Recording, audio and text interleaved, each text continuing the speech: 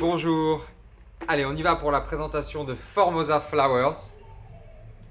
C'est absolument magnifique et je vous en dis un peu plus tout de suite.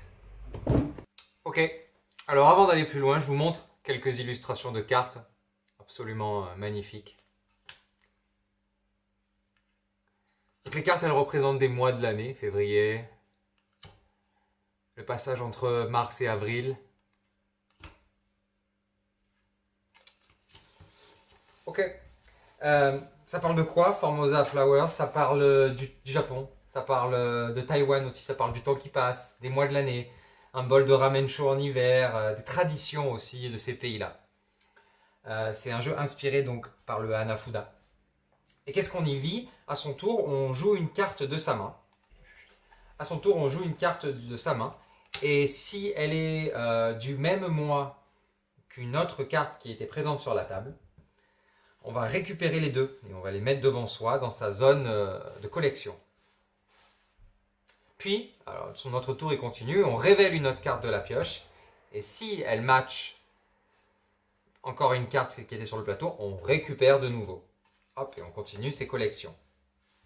Alors, il y a un petit rappel pour nous dire qu'est-ce qu'on peut collectionner. Alors, on peut collectionner des cartes neutres, mais on peut aussi collectionner des cartes de nuit, qui vont rapporter un certain nombre de points lorsqu'on en a un certain nombre. Par exemple, les cartes de nuit, dès qu'on a 3 cartes, elles font 5 points. On peut collectionner des animaux, etc.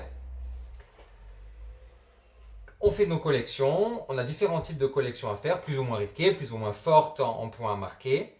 Mais à notre tour, si on valide une nouvelle collection, donc par exemple, j'ai ma deuxième carte, c'est à moi de jouer, et hop, j'arrive en mettant un 6 à récupérer celle-ci, je valide une nouvelle collection. À ce moment-là, je dois faire un choix très impactant. Quel est ce choix? Je dois soit dire je sors de la manche, et donc à ce moment-là, je vais scorer mes 5 points. 5 points, c'est peu. Ou alors, je peux choisir de rester dans la manche, et donc je vais prendre un jeton multiplicateur. Ce jeton, il me fait x2.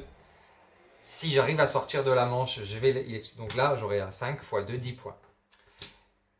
Sauf que si je choisis de rester dans la manche et de prendre le multiplicateur, il va falloir que j'attende de refaire une autre collection pour avoir à nouveau le droit de sortir de la manche, de décider de sortir de la manche ou de reprendre un x2 pour passer à x4.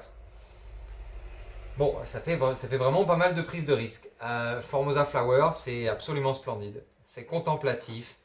Et ça invite vraiment à l'apaisement et au voyage. Ça nous reconnecte à des traditions du Japon et de Taïwan, tout en nous demandant un peu de chance et beaucoup de discernement pour savoir est-ce que c'est le moment de sortir de la manche ou non. Car, je ne l'ai pas dit, mais la manche s'arrête dès qu'il ne reste qu'un seul joueur à ne pas avoir dit qu'il sortait. Ce joueur-là, d'ailleurs, lui, il ne scorera absolument rien. Donc on joue plusieurs manches jusqu'à ce qu'un joueur atteigne 60 points et c'est la victoire. Formosa Flower, ça réveille vraiment l'envie d'une boisson chaude et d'un moment où on se sent bien et c'est agréable quand un jeu suscite ce genre d'émotion. Voilà, merci.